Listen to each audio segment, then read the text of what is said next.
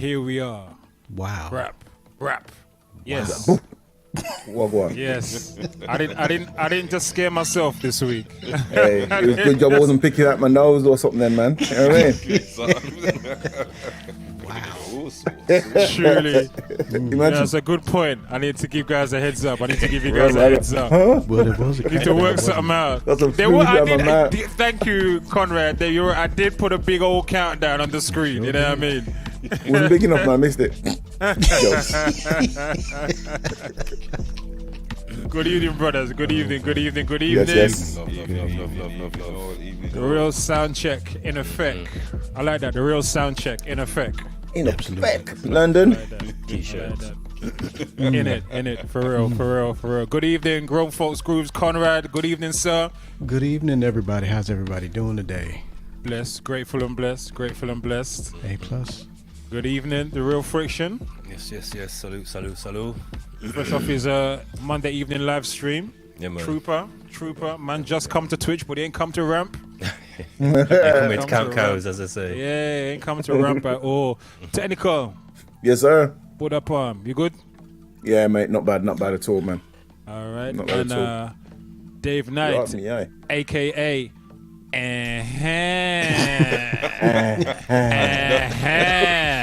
Not even a name anymore, just a sound. Who's Who's that over there? It's I love Good Dave's evening. colors.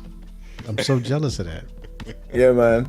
It's a mood. It's a whole mood. It's You know what I mean? It's a whole mood. vibe It over there. is. It's really a whole vibe. camouflage. That's what it is. It's a whole camouflage. So you can fly below Ninja radar. business. You know what I mean? We've got this Ninja Chris business, lighting, man, lighting dude. up ourselves. When we get controversial, now they're going, yeah, there he is. They're just flying below radar. No one knows who he is, you know.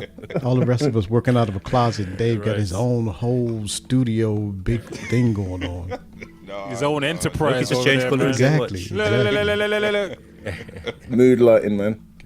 Wakanda business going on over there, I don't fam. have bottles of cognac over here.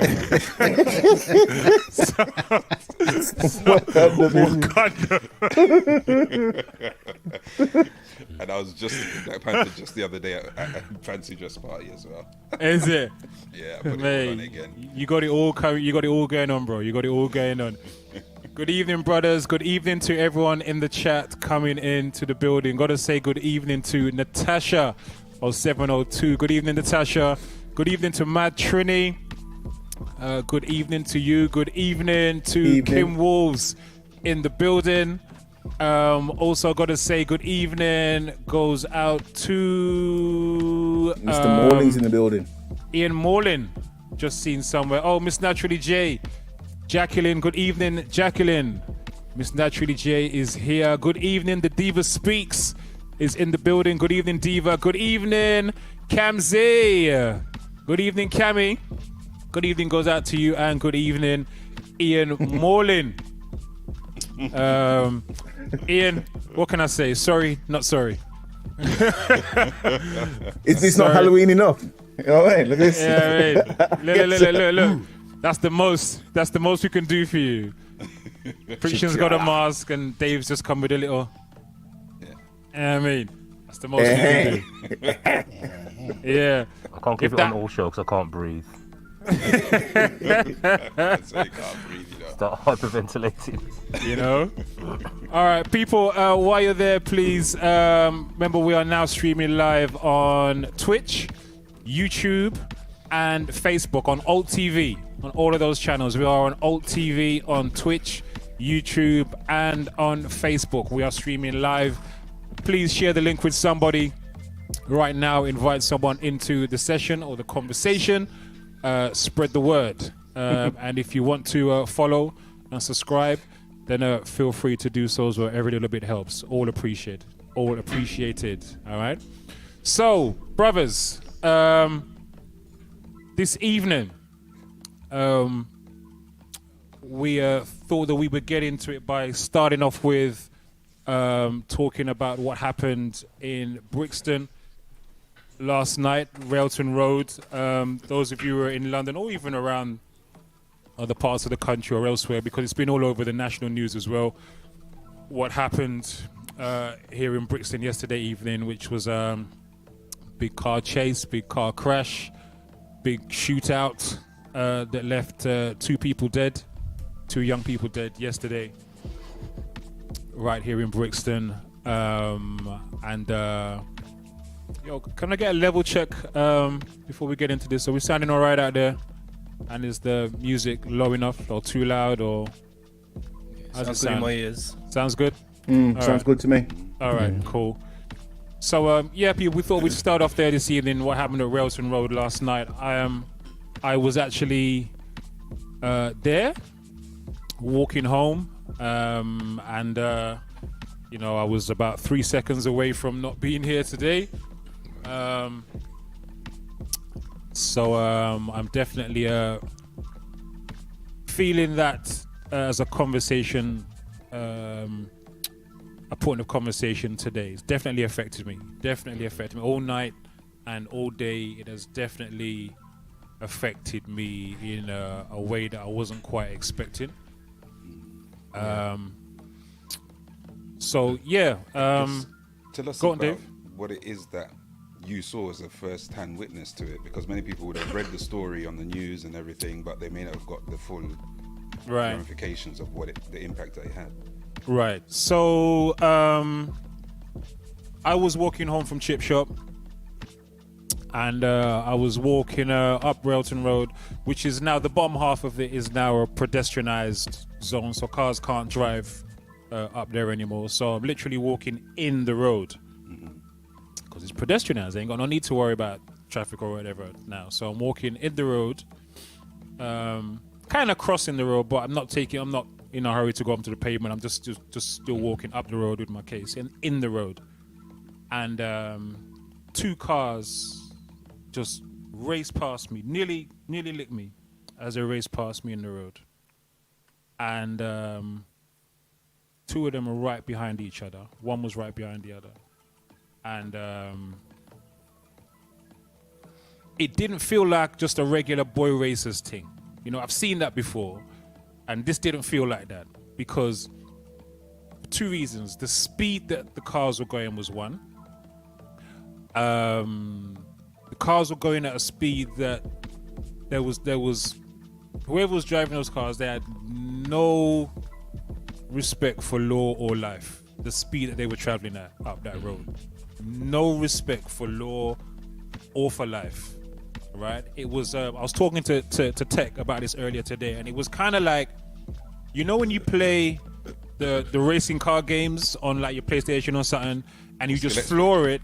No. Like on the GTA, Grand like a Theft Auto GTA or something like that. Those kind of racing car games on the PlayStation or whatnot, and you floor it, and you just keep it floored, because if you crash, you're just gonna bounce off and just keep on driving. You're not actually in a car crash, so you just floor it, and if you crash here, crash there, whatever, it's no big deal. They were driving like that. Driving like that. There's no braking. There was, do you know what I mean? It was just that kind of speed. And the way that the one car was right up in behind the others behind, I thought, this isn't a race. This is something else is happening here. So anyway, they passed me. They passed 1, 2, 3, mash. Literally, it was like 3 seconds after they passed me, then you hear the crash, just as they turned the corner. So I started walking up the road even faster now to see the crash, which, by the way, was inevitable. The speed that they were driving, inevitable. It was inevitable. So I started walking up the road faster now to see the crash, and then hear the shots start busting.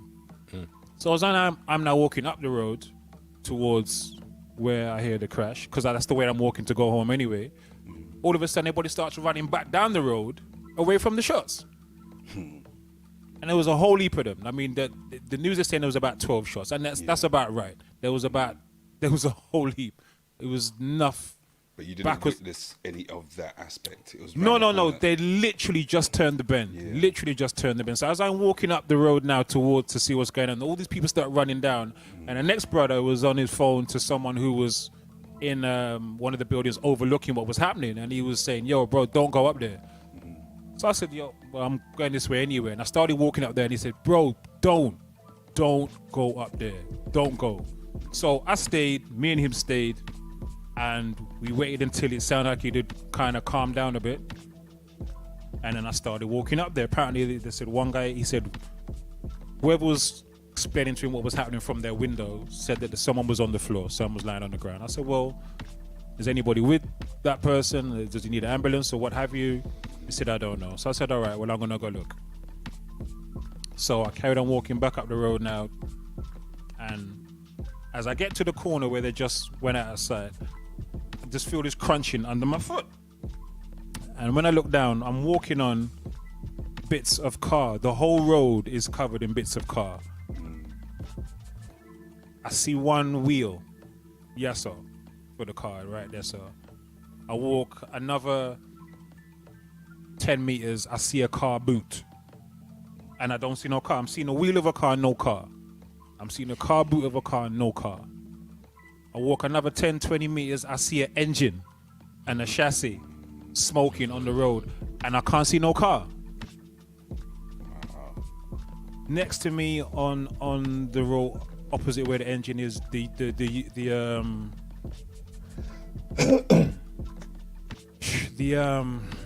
youth who one of the youths who died, it was a delivery driver. Was just going about his business, doing his job. This young youth, he's on the floor. The neighbors are trying to revive him. And then further up the road, about another 20 meters up the road, is the car. So this should give you an idea of just how fast these cars were going, because this is like about 100-meter strip of road, and the car is just spread all over the road. There's a wheel. The wheel is all the way down the road there. The engine is down the road over there on the opposite side of the road. The car is like 20, 30 meters up the road on the opposite side of the road to where the engine is down here. Wow. And the whole road is just covered in just bits of car, pieces of car. That's crazy. So, as I said, about the traveling of the pieces might have, hit so many people along the way as well. Well, man. So the youth who was on the floor, trying to revive him. Neighbors did their best. Ambulance rolled up about 5 minutes later. They took over, cut all his clothes open. There was no gunshot wounds or anything. He was just got hit. I just think he got hit by the car. You could see where his leg was broken when they cut his clothes off. You could see where his leg was broke, just from obviously the impact of being hit by the car. But ambulance did their best. But there was that was it, man.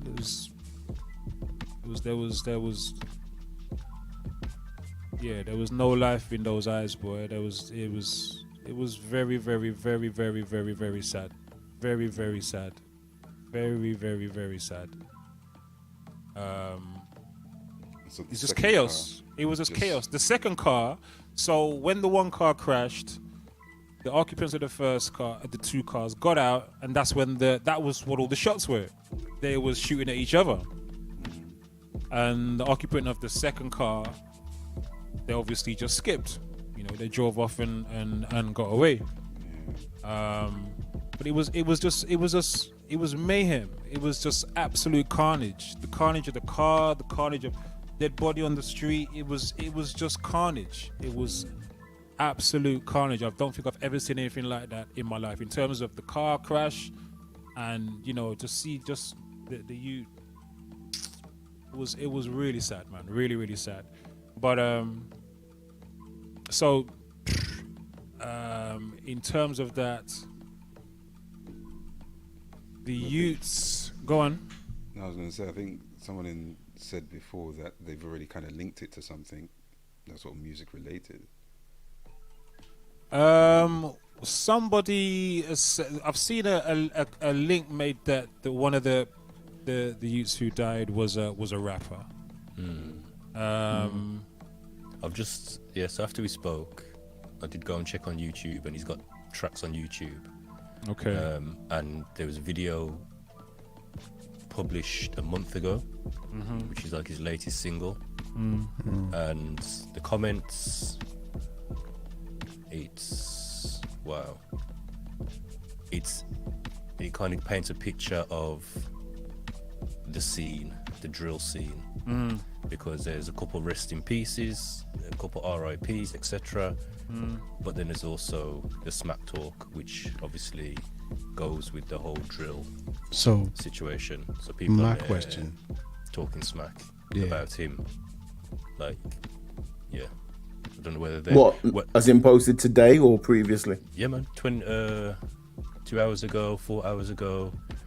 Wow. Like, literally so celebrating his my death. question is, what Wow. can somebody explain this drill to me? Drill music, is it beef music or is it just a genre of music? I'm not the one to answer that, Brad. I'm no expert I don't even know, man. couldn't I even don't listen define. to it. I don't I know. have my idea about it or my perception of it, but I'm not really into it. But it seemed to be a spin-off of grime and UK based, and it seemed to be very much much more direct in the conversational thing about beefs and violence towards other people in your area or in the same vicinity. So you've got gangs now, you know, beefing with other gangs. Remember the whole East Coast, West Coast thing in there? Yeah. And I mean, when that happened in the US back in the day, they kind of tried to start doing it over here. And what they didn't realize over here is that if you want to go from the East Coast to the West Coast of the US, that's like a 8-hour drive or flight. That's a or something flight, like man. that. Yeah. It's a day's drive. It's just days. You know, Yeah. you have to really be committed to do that. This is it. So you could have a record beef over that and kind of be relatively safe. But over here, you know, East or West London, that's a train ride. That's it's a bus ride. And so you could buck up on people, so to speak, very, very easily. And we had postcode wars over here as well, which was, are you from these ends? No, I'm not from these ends. Okay, then what are you doing over here? As though they somehow magically own the area and, you know, they're not paying poll tax probably because they're probably living at home with parents, but you know, so grime seemed to be the predecessor of drill, and drill just seemed to be a bit more direct and violent towards each other. So there's lots of talk about come round the ends, I'll do this, and that's what I got from it. Wow. So it's the chosen genre to send for man nowadays. So if you got beef with someone, jump on a track and tell him you got beef with him, and talk about what you're going to do to him and what you've done to others. Just reading his comments, wow, I'm literally taken aback. Like, it's cold-hearted, and this is the problem. YouTube, right? Yeah, this is the 'Cause problem. YouTube used to be like that incessantly. It was a cesspool of negativity, YouTube, at one point. So this looks like it's the old YouTube rearing its head. Yeah, but it's like this is part of the culture, though. You know what I mean? I'm not saying all drill is like this, but it's like when you look at the issues in Chicago, a lot of the gang issues in Chicago, it's fueled through the music. You know what I mean? Because a man will say something about someone, put it out there, there's a whole load of comments, a whole lot of back and forth, and then boom, he'll make his track and send for him. You know, there's talking here about, I'm not even going to repeat it, but, you know, they talk about, you know, dancing on a man's grave, and they'd say, you know, the smoking man in a spliff because he's ashes now. Do you get what I'm saying? All that type of stuff. And it's back to back. I mean, there was one in the States. The guy shot a video on one of his ops at the graveyard where one of his ops was buried. He shot the video on his grave, Look at that. like a send back to him. Like, yeah, look, here he is. Talking about his mom's bawling and you know what I mean, I made your family dress in black and all this. And it's there, and it's a case of would he be prosecuted for that? Who knows? It's very interesting because back in the day you could kind of see that gangster rap was sometimes a lot more of a musical statement rather than an actual statement, whereas now what you're talking about, that sounds like why would you be in the graveyard otherwise? Yeah. And grown folks, Ian Mornings put up a nice definition of UK drill. Oh, okay. So UK drill music is closely related to road rap, a British style of gangster rap that became popular in the years prior to the existence of drill. Musically, UK drill often exhibits violent language and provocative lyrics, resulting in the genre being cited as a reason for an increase in knife crime in London. Okay. Thank you. It's interesting though, because if you go back and look at the 90s with hip hop, and obviously you had like gangster rap, you got some. If you go back and check some like the golden age stuff, like the underground hip hop stuff that I used to listen to. Some of that shit's dark, you know. And you used to sing the lyrics and not really pay any attention, but then when you check it now, you're like, yo, that's some outlandish ish, you know. You know what I mean? But we didn't act upon it. We'd listen to it. We used to go into a dance and push people over. People push you over, slam dancing and all that stuff, moshing. Yeah. But still go home at the end of the night, you know? Yeah, I think there was still a slight detachment because those things were not happening in our neighborhoods. Yes. Like directly like that. Yeah. I think that the first time I really saw a direct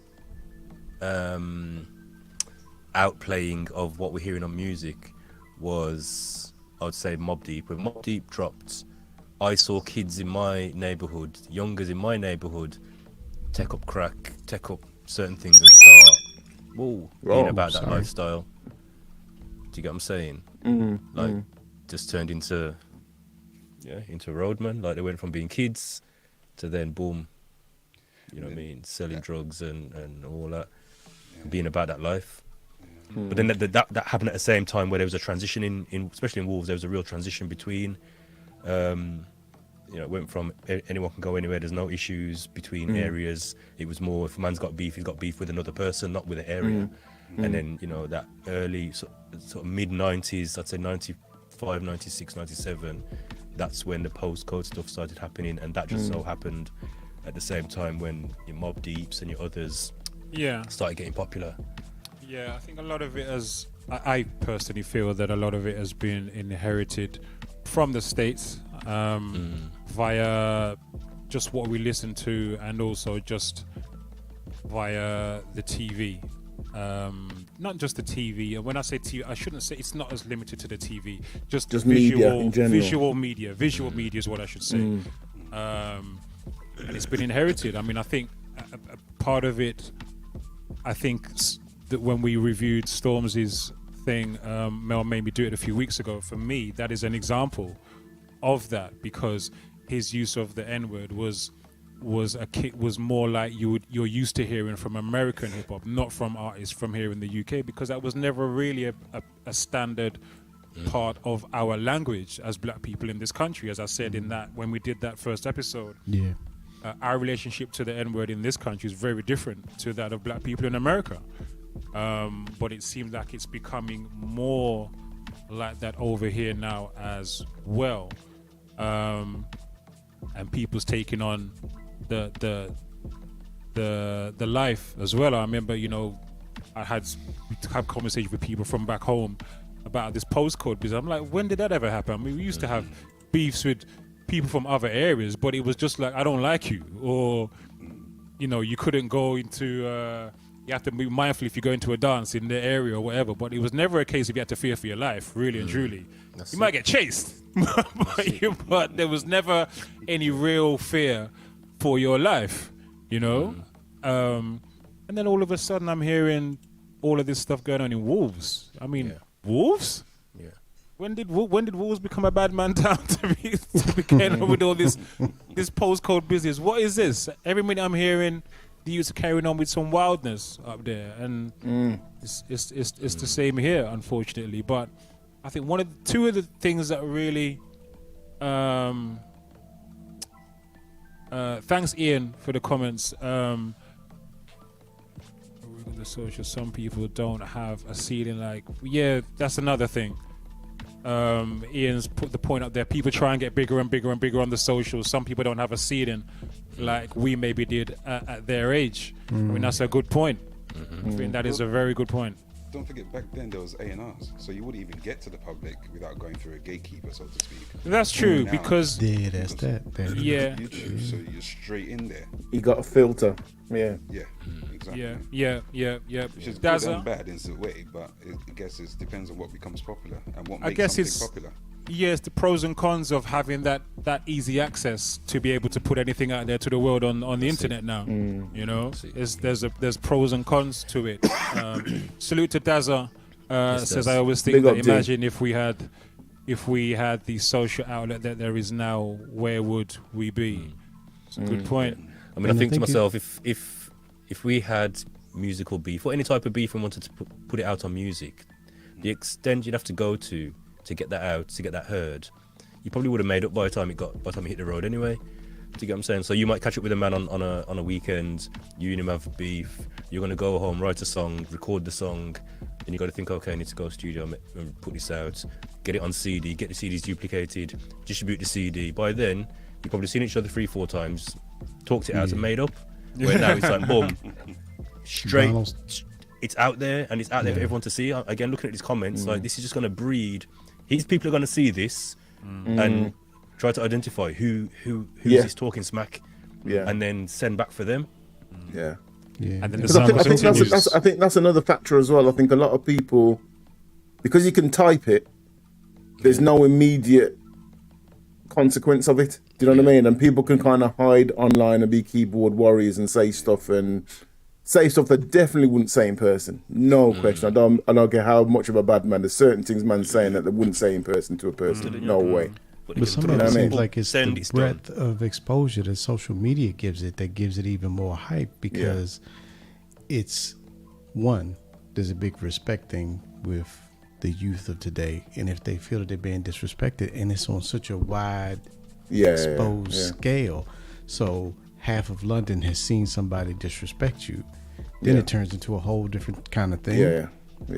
So I think, social media has a lot to play, is a bit of a responsibility as well. But even having said that, the behavior is where the problem is. It's not social media. It's the behavior, and the vehicle they're using is social media.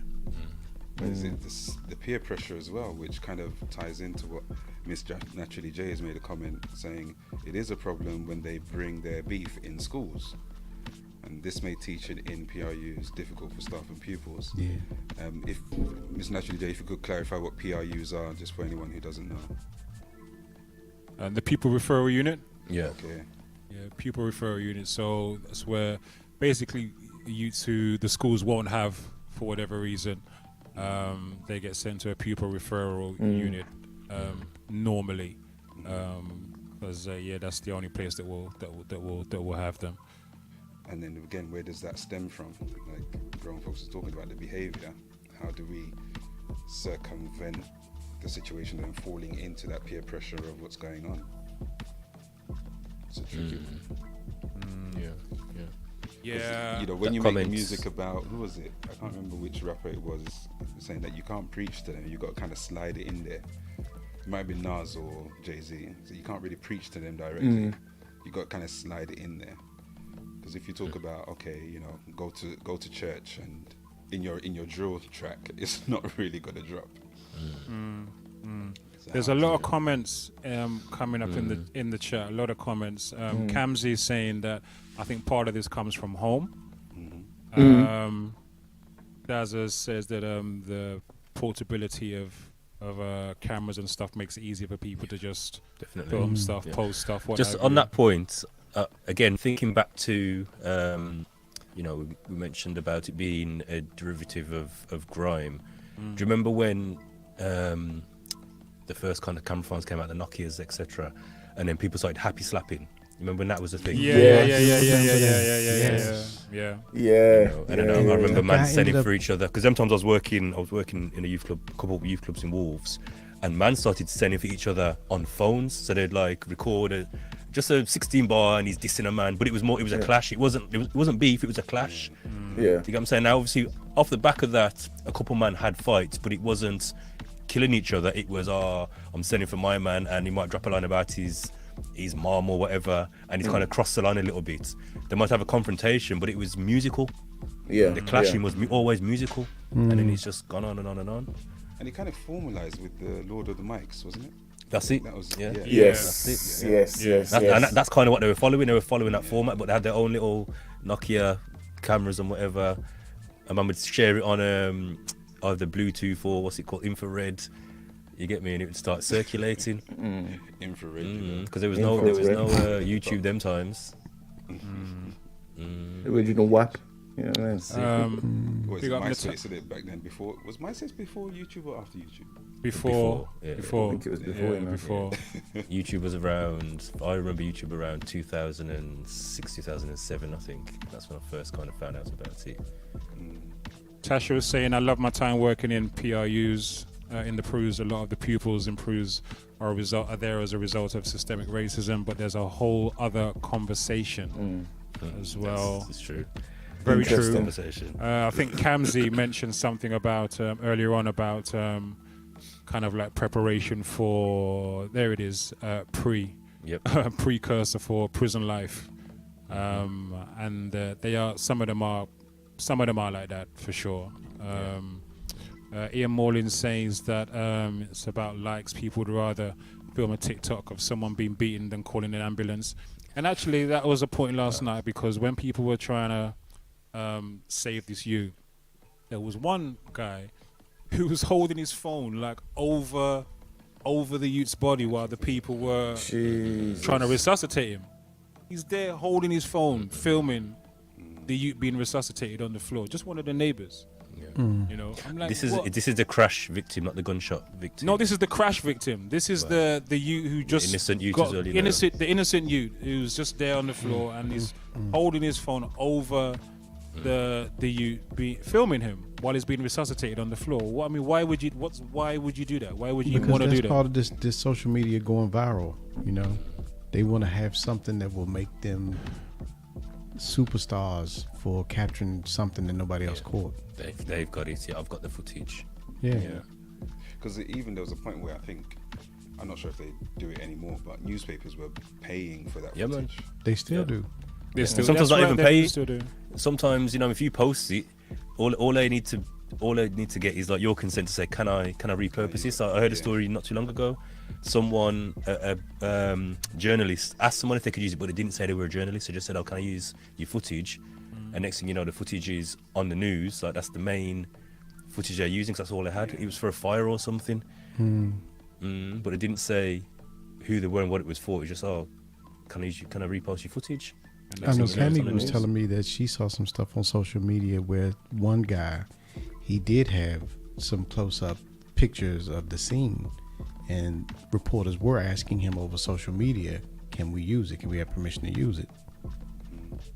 So Yeah, there's some interesting points being made. Kamsi said that's really bad, and Jacqueline said it's the same thing with George Floyd, and it's true. Yeah. It was the same thing with George Floyd, although I think George Floyd is a little bit different, because I think he was being filmed to evidence what the police were doing to him, rather than just, you know what I mean, just for just do you know what I mean? Because there's literally no use standing over somebody getting mouth to mouth and chest compressions with a camera. That's not helping anybody for anything. You know what I mean? absolutely. That's horrible, man. That is horrible. That's heartless. It's heartless. There's no sympathy. It's heartless. It's thoughtless. It's very insensitive. Disrespectful. It's a lot of things. It's there's a lot wrong with that. A lot wrong with that.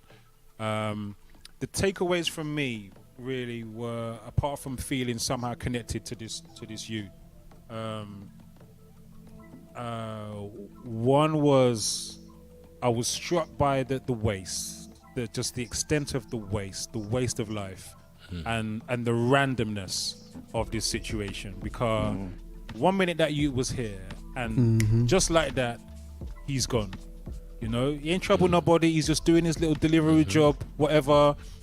21 years old, gonna go home at the end of the night. Apparently, it was his last delivery for the night. He's done for the night. Just like that, he's gone.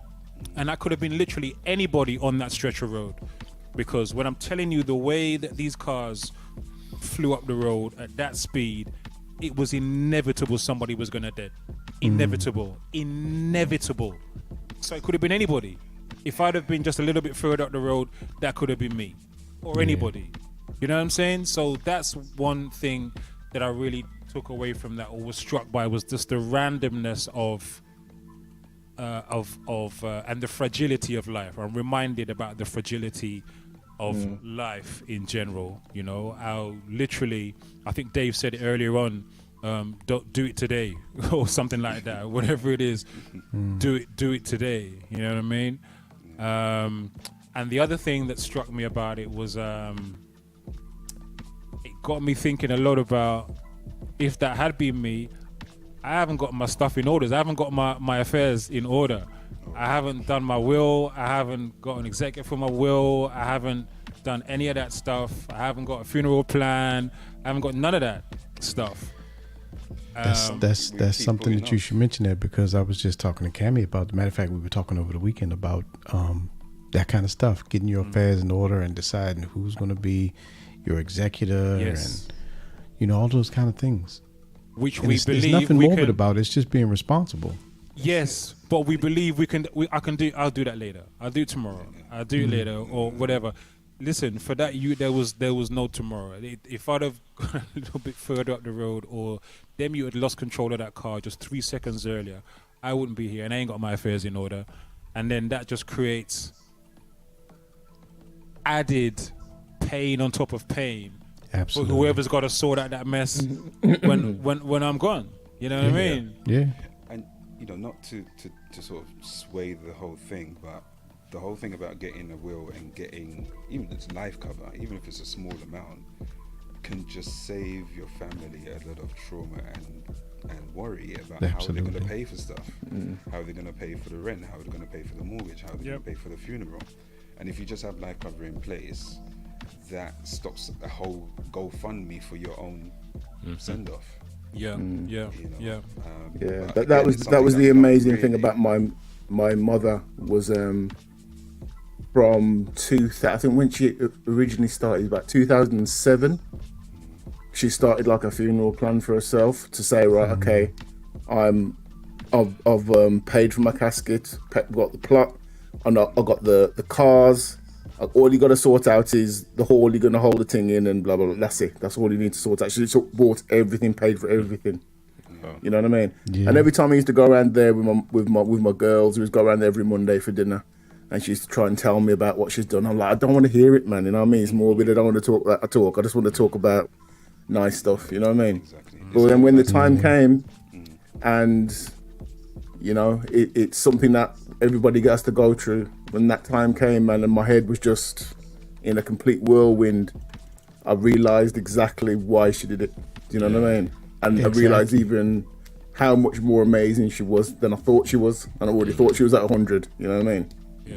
So and I had a very similar experience. My mother, she was one of those type of people that was organized as well. And she was organized to the point where she wrote her own obituary. Wow. So, she had put everything in place, and now I get it now. I get it. The more that you do to take away from those that you leave behind to make it easier, the more chance they have to heal at a faster rate. Because if we had, me and my sister had to go through all of that kind of stuff that she already did, we would have just been in the fog for the longest time. Yeah, it makes a big difference. It does. Yeah, and it does. The other little thing with that, it's again not to sway things as such, but you can actually set the amount that you want to be covered by. You don't have to just listen to the advisor. You can actually say, you know what, I want $1 million to be covered by $1 million. You just have to pay the premium. But what that also does is what some communities do. They use that as a way to build wealth for the family, for the generations. Say it again, Dave. Because this is important stuff that our community needs to know about. Real talk. Some communities use it as a tool to build wealth. Because if you come into $1 million tax-free, which most life insurance payouts are, as long as it's not suicide, then that can be used to buy businesses, which can then create generational wealth for the community. Absolutely. But it's not really seen as a thing that we talk about. We just kind of, as Croc said, we just leave it. And, we need to, as we say, get it done now if we can. Imagine, it not only does it pay off the mortgage that you might have, because you're the breadwinner. Okay, let me tell this sort of story. If there was a machine in your house and every month you could go to it, open it up and take out £3,000, would you get insurance on that machine? Of course, you're gonna. People insure their cars and their dogs and whatever. Cars, the dogs and everything. But you are that machine that goes and collects £300 every time you pass go. Well, you know. So we don't get insurance on ourselves. They can't really hear me. It sounds as though. Let me try and improve my volume. Or maybe I just talk a bit too low. Should I talk a bit higher? Is that a bit better? It's better. It's better for the volume, but it's not good for my soul, bro. It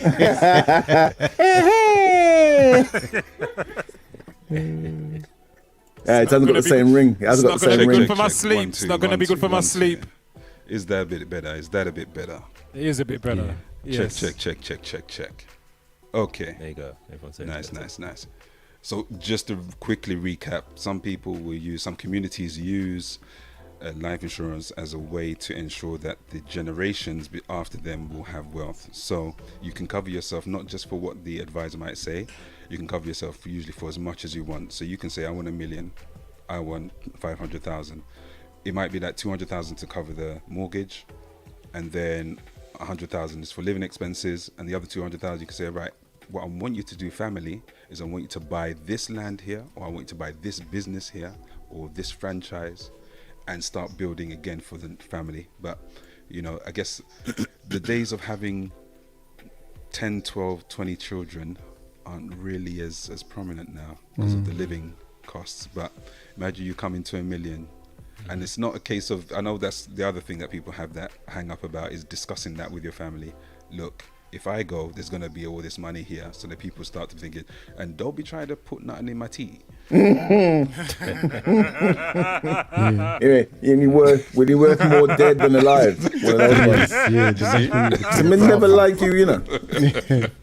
And the other thing that's important about insurance that people probably don't think about, or maybe they don't know, the earlier in your life you start to buy your insurance, the cheaper the cost is. Exactly. It's more expensive if you try to get something when you're my age versus if you try to get something when you're Croc's age. Oh, I love that. God bless you. God bless you, brother. Thanks for the check. Just building on what Dave said as well, I heard a strategy where you take out a policy for yourself. Another thing to say as well, if you're married, never have a joint policy, because that's only one policy. And the way it works is if I pass before my wife... You're talking about life insurance policy? Life insurance, yeah. Right. If I pass before my wife, that's it, the policy's done, payout, done. If we both got our own individual policies, it's not going to cost much more, but there's two policies there. So we've structured it in a way where, you know, when we pass, if I pass, my children get a certain amount. If she passes, they get a certain amount. But obviously both of us are executors of whatever happens either way.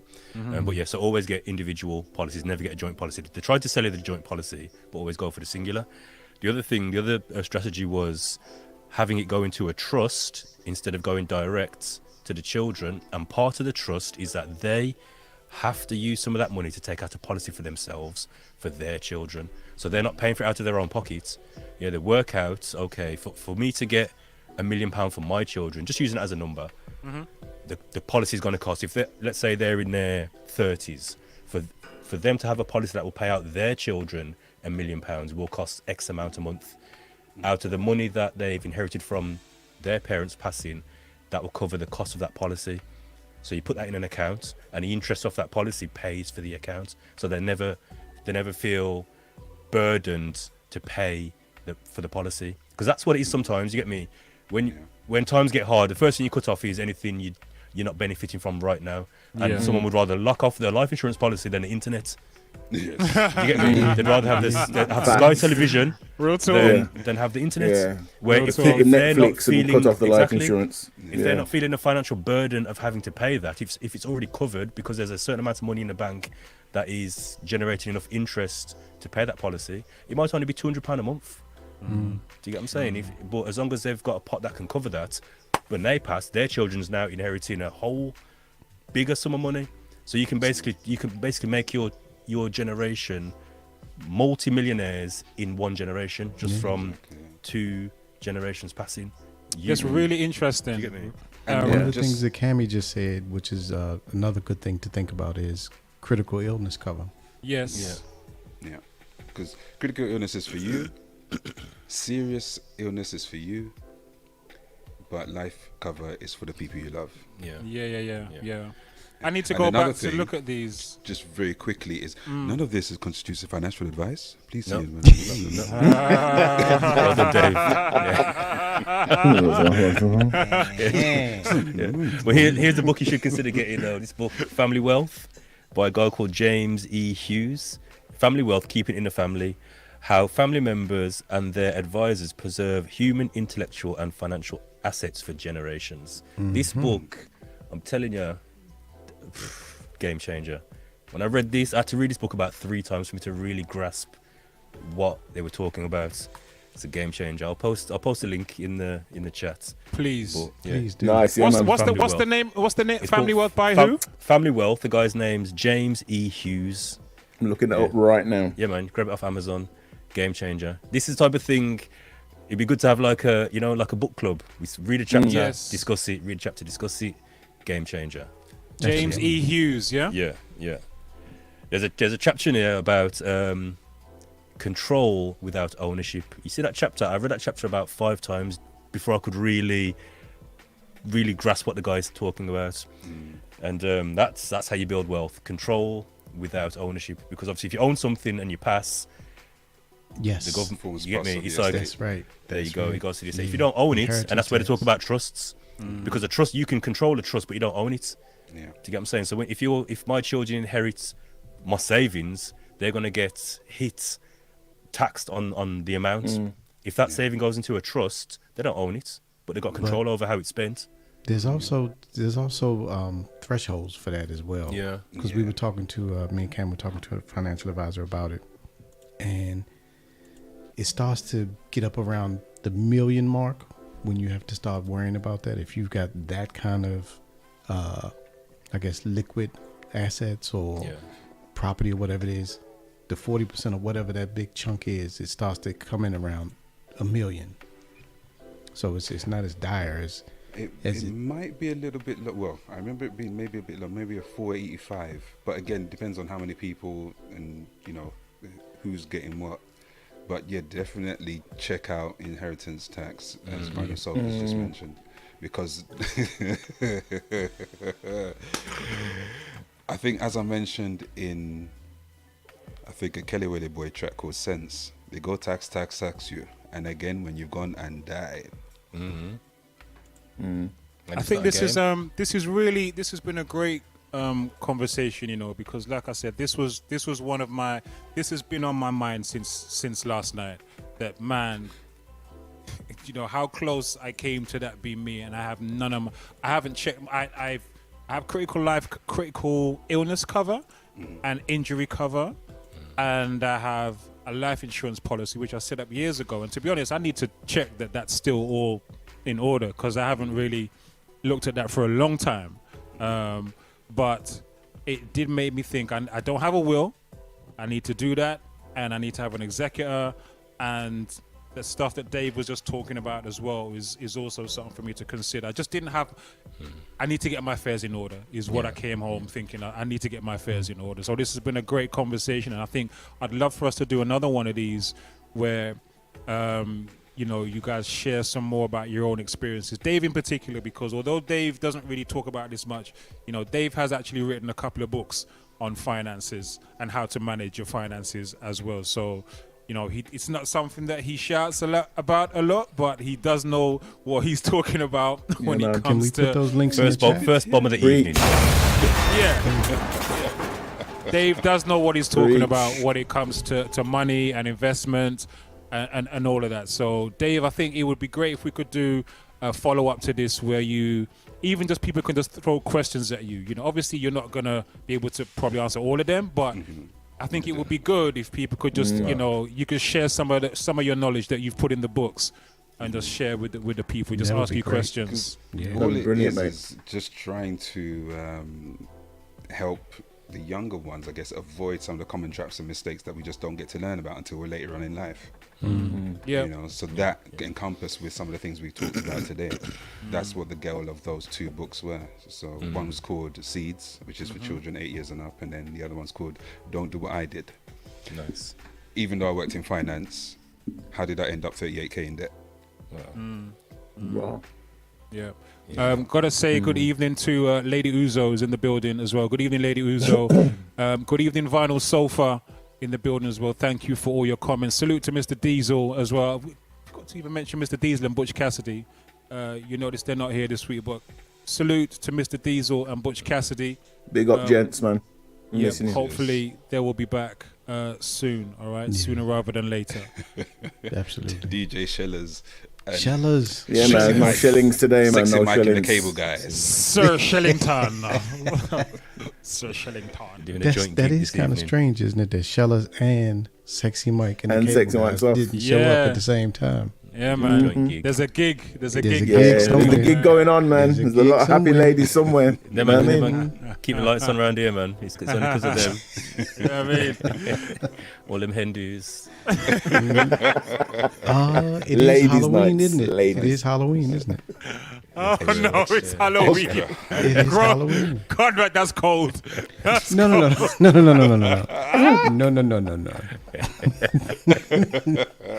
moment no, no, evening.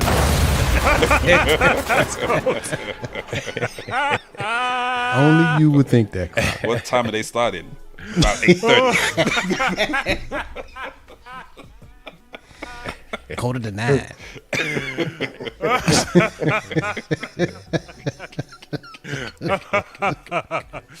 Oh, good grief. All right. Look who's just popped up in the chat. Shillings. AKA Shellers. Sir Shellington. Tin Shellalot. Sir Shellington. Chill a lot. Ding, ding, ding, ding, ding, ding, ding, ding, ding, ding, ding, ding, ding, ding. Big up Sir Shellington in the place. Original DJ Shellers. Woo. All right, so I think this has provided a nice little segue into the music thing. Question about whether or not black music has evolved or devolved.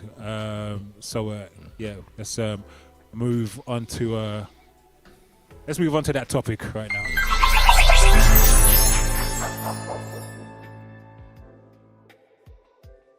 All right, so we're saying You see it, Tech? You see it, Third Tech? bomb, Yeah, third bomb of the evening.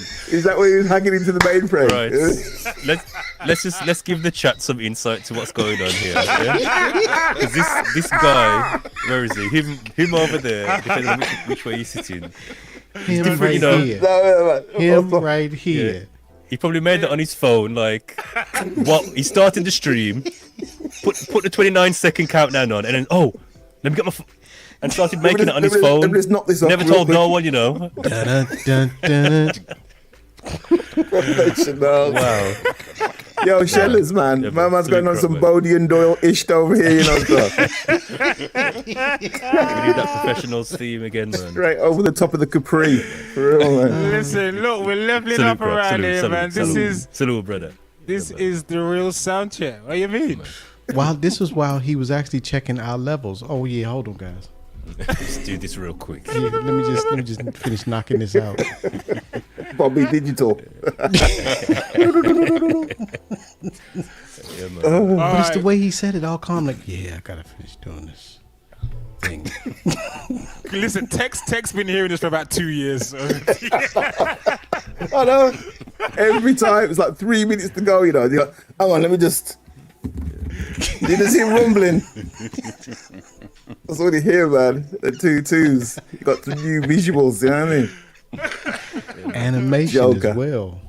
Joker. Oh, I think there mate. was some sound in there too, wasn't it? Yeah, man. Yeah, man. Sounded amazing. Might as well run it again. Watch yourself. Yeah, man. Run that again. Run that again. Oh, Yeah, man. flipping heck. We're just wasting the start of the segment. We're wasting the start of the segment. Let's do it again.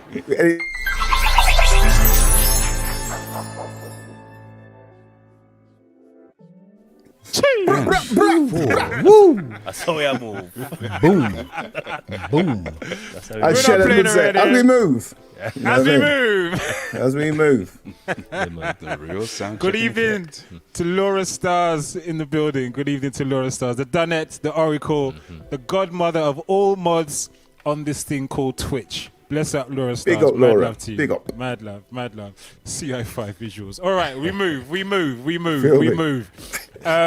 Black music, has it evolved or devolved? Brothers, what are we saying? Evolved or devolved? I think it's transformed. I don't want to say devolved because I don't think it's gone backwards. I think it's transformed. It's changed into something different. It's not necessarily Better or my worse? cup of tea. It's different. It's different. It's different. It's Do you just enjoy it more or less? Do you enjoy black music now more or less than you used to? I think I enjoy it less. And one of the things I always say about black music right now, or maybe music in general, I think it's become disposable. Right. I remember when I first started really getting into music, you would know every song on the radio, the artist, and things like that. Now music comes at you so fast. The lifespan of a hit is 2 to 3 weeks. Yeah. You know, and you may really enjoy the song, but you're just bombarded by so much that you can't even remember what you were enjoying last month. Yeah. Again, the access to, what's available. Like there's many sides. I'm not going to say two sides to me. There's many sides, but I think the supported music has generally devolved When you say supported music, what do you mean supported, Dave? by labels. Right. What they're pushing, what gets the big budget videos, Right, got what you, gets got the you, got you. Vivo and all that generally seems to devolved, especially I guess for the hip hop heads who like a bit of Wu-Tang, a little bit of Mobb Deep, a bit of Death Row. Now Okay. you've got the Lil this and the Lil that, and some of the way that they're actually using vocoders all the time, or some of the lyrics sometimes not even saying much. Okay, so Not even speaking English, some of them, man. That's You know what I this mean? is what I mean. Sometimes it's just like you Not just even repeating words. repeating a phrase. It's not even a constructed. literally. This is what I'm saying. I look real good today. I look real good today. I look real good today. That's a whole tune. It's a whole big tune. That's all the man's. I look real good today. I look real. I would say the difference. Sorry, David. Yeah, sorry if you jumped in there, man. No, you go, finish, mate. Finish. You sure? What was I gonna Yeah, I say? mean, Oops. no, go on, Go son. on, go on, Dave. Finish, Dave. I was gonna say, all I was gonna say on the hip hop side, when I hear that stuff, I just think back to KRS-One on Duck Down, saying you don't hear a whole ration in bondage. No, you grab the microphone and feed them garbage. And you just think to yourself, okay, where's the conscious lyrics coming from these days? All right, stick a pin in that. There's a lot of comments coming up in the chat, which I want to just run through real quick. Mad Trini says she believes it's devolved, and a lot of it is nonsense. Kamzi says made the point about it being disposable, which is what Conrad said as well. Mad Trini says the music is less talented. The artist, I guess. Mr. Diesel said, I think we've lost quite a big part of it, to be honest. It's crazy, diluted. Dazza agrees with that. It's diluted. Matt Trini says a lot of it's computerized. Miss Naturally J puts a question up. What is black music? Asking for a friend. So when we say black music, what exactly are we referring to? Let's just clarify that. When I say black music, I'm talking about the music that I play, basically, which is all this. It's all. But is it? Yeah, I don't know if it is anymore. Are you You know, playing all of this stuff? I think that's don't part of you it. are. The music I play? I don't think you're playing all of it. You are playing black music, but Yeah. there's more of it, the newer stuff. I don't think you're playing that where they talking about something you can't really make out what they're saying. You're thinking it's a new language. I don't know Truly, if you're really playing that. I do play stuff. I do play stuff from different parts of the world. I got literally, I got French rap, German rap. I got South African rap. I got hip hop from everywhere. Reggae as well, in different languages. I think. But a good But section what of about Latin. the mumble rap and all of that kind of stuff? I'm not into that. I'm not down with that. That's what I'm saying. So that's part of black music too. Yeah. Do you think that every generation goes through this anyway? This kind of reflection that back in my day it was proper music, blah blah blah blah blah. You know what I mean? Definitely. I think that the part of it is that. But also, if you look at like sort of me now, like when I was sort of early 90s, 80s, 90s, I was a hip hop head, man. Somebody once described me as a hip hop Nazi, right? I was Wow. You know what I mean? Affectionately known as, you know what I mean, Adolf Tech or something. So you get me? But so it was, you know what I mean? So, but if you check hip hop then, back in the day, there was BS then too. You know what I mean? Back in the 80s, there was foolishness back then. Yes, But- there There was. was. There was. You know what I mean? Yeah. But what's happened is that the black music or hip hop, you know what I mean? Hip hop was a thing from ground level, and it became this multi-billion-dollar industry where Right. hip hop became popular music. Do you know what I mean?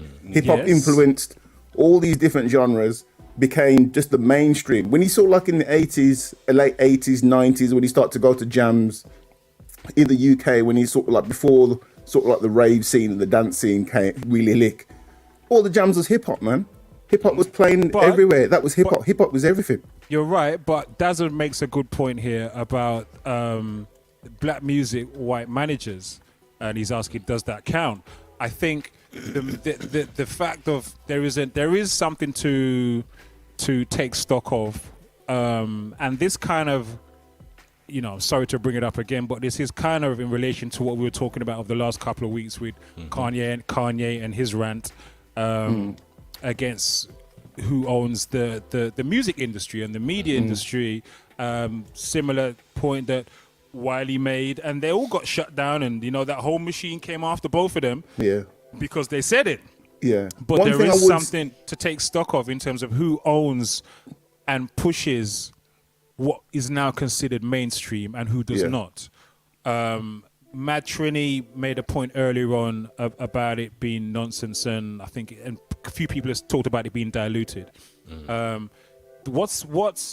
Who decides? Remember, we talked again also about the artistry and the industry, the difference between the artistry and the industry. The MCs, they are the art. The people who own the industry, whether it be the Jewish people or whoever's owning it, which is what Kanye was saying last week on Wireless, whoever that is, it's not us. And those people are setting the agenda as for what is and isn't included in mainstream when it comes to music, including black music.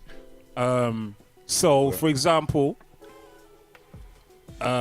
we reviewed Stormzy's video, Mel Made Me Do It, a few weeks ago, and we talked about all the N-word, unnecessarily so, totally unnecessary, and even more unnecessary for him because he's now independent. He's not a slave to a label in that sense, where he has to conform to what a label's telling him, we want this, and what have you. He can say whatever he wants, but he still chose to go down that route. So I think there's a lot to be said about what the industry will accept, because you can't make a tune that's pro-Palestinian and not get the same likes. You're gonna get a whole different reaction if you put a record out that is pro-Palestinian, because you're gonna get the whole inverted commas anti-Semitic talk put on you, and then that whole machine kicks in, and that's a whole nother issue. So how is it that you can say the N-word and talk about killing black people day in and day out and no one bats an eyelid? With But impunity. if you say even I'm gonna go DEFCON free, which is what Kanye said, he didn't say nothing bad about Jewish people. He just said I'm going to go DEFCON free. That was it. He didn't actually say anything about Jewish people. He just says I'm gonna go to DEFCON free, and that was enough to get him shut down again. So, there's always going to be somebody in control of a thing, right? And in these instances, we can clearly see who has an upper hand in this situation. But if you think about the creativity and the creation of lots of different genres, like your hip hop, drum and bass, jungle, whatever, and where those came from. A lot of those things originated from ground level with black involvement, but quite often a lot of them aren't. To me, it almost seems that sometimes like black art, black music is disposable in the way that people create it, and then it's kind of, it's a trend, man, let's move on to something else. Kind of like hip hop, for example. Like in the 90s, it was a big thing, and then people kind of went off. It went on the drum and bass and the house and the rave thing. And it's like, you still listen to hip hop, you still listen to that dead thing, man. You still, you know what I mean? And not seeing it as art as what it actually is. You know what I mean? It was part of me, so I was still on it, man. I weren't trending, man. I was always hip hop. Because that's one of the things that I was thinking about in terms of music as an art form, as opposed to something that's just created. Yes. And I think nowadays it's just created. Is it catchy? Can I actually emulate what's already out there to make money? Yeah. There is a formula. Let me follow that. Independent, exactly. As opposed to just being crafted as an art form to just say, you know what, I'm gonna take my time, and the hi hat needs to be over here, and the sub 808 needs to come in at this point here and that point there. And no, we need to put 64 layers of vocals down, not just have the main vocal and one to back it up, and then say, okay, it's done. I think this still does. Do you know what I feel, Dave? I think this does all still happen. I just feel that it is not it's not as easy to find anymore, because it is not so much a part of the mainstream as it used to be. What is now the mainstream is that disposable, here today, gone tomorrow. Yeah, I'm done with it. Dash it where. Let me find the next one, kind of thing. That's what it is now. So I feel like. I kind of feel like the question was a bit of almost a fraudulent one, because I feel like, even though I put it out there, because I feel like the music has both evolving and devolving at the same time. It's doing what it's always done. Great music is still being made, but that music has always been harder to find. It was not in the mainstream. It was always, you had to look. You had to go to certain record shops to get them tunes, or you couldn't go necessarily go to HMV or Our Price and get Public Enemy or get whatever, because those tunes were too hard. They were talking about blackness and unity and all the kind of stuff that we want our kids to listen. Yeah, all the stuff we want our kids to listen to. It was harder to find. Some of the stuff that Friction was playing this evening, you couldn't go regular HMV or whatever and get them tuned there. You know what I mean? You had to go somewhere. You had to go to a black record store or somewhere specific. You had to go Ruby Reds or Mr. Bongos. Yeah. You know what I mean? To get that, or Summit, to get those kind of tunes. So I think the good music is still there, but it's just harder to find, as it always has been. Yeah. I think that. Go ahead. A few things. I mean, I'm speaking from a hip hop or rap perspective, and I think when you look at the timeline of rap, as opposed to, or in parallel to other genres, when you look at the content of it and the quality of it, I think without a doubt it's devolved, especially the content, in terms of the message that used to be in there that is lacking now. You went from Grandmaster Flash and the message talking, he wasn't promoting hardship and drugs, and he was talking about, this is what I see in my area, this is what I see. Social commentary, wasn't it? Yeah. Poor righteous teachers, you mentioned Public Enemy and others, there was a message that empowered the people. That got stripped away. That's not saying it doesn't exist, but like you mentioned, in the mainstream, the stuff that the mainstream machine pushes, it's not pushing that at all. No. So and then the other side of it is, let me just finish my train of thought here. Dave mentioned about earlier on about the quality control. Like, there's no buffer. It's so easy to put music out now. Yeah.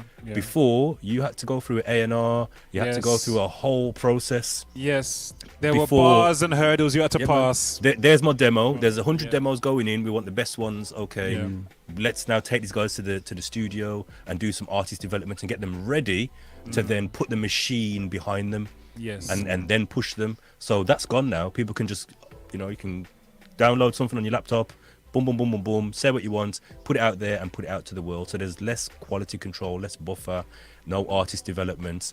And then the last point is a lack of respect for the art form, especially with rap and production as well, but mainly rap. Like, you listen to some of the biggest, not the biggest, some of the most popular rappers now, your Cardi B's, and others. I'm not going to start naming names, but you know what I mean. You listen to them and how they handle the art form, what is making them millionaires. It's like, this is some basic level, base level.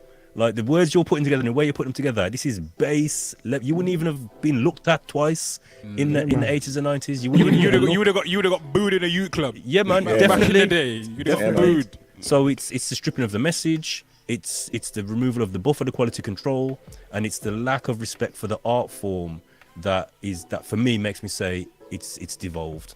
And what I don't listen to country music, I don't listen to many other genres outside of what I listen to, but I'd be interested to see, okay, has that happened in country music? If I went to listen to a 2022 country song by a young country artist, is it going to hold the same?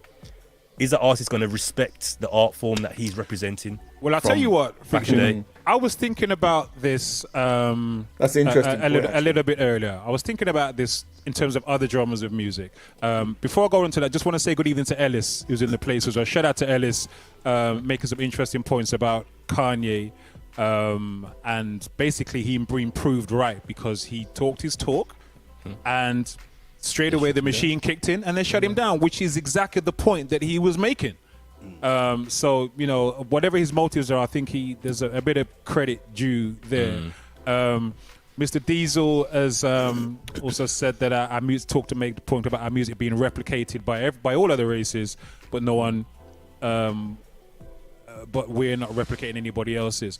To come on to Friction's point, I was thinking about other genres of music in relation to this question and thinking, I was trying to think of what other genres of music routinely and openly talk about the kind of negativity that you hear within black music, within hip-hop, within reggae, dancehall,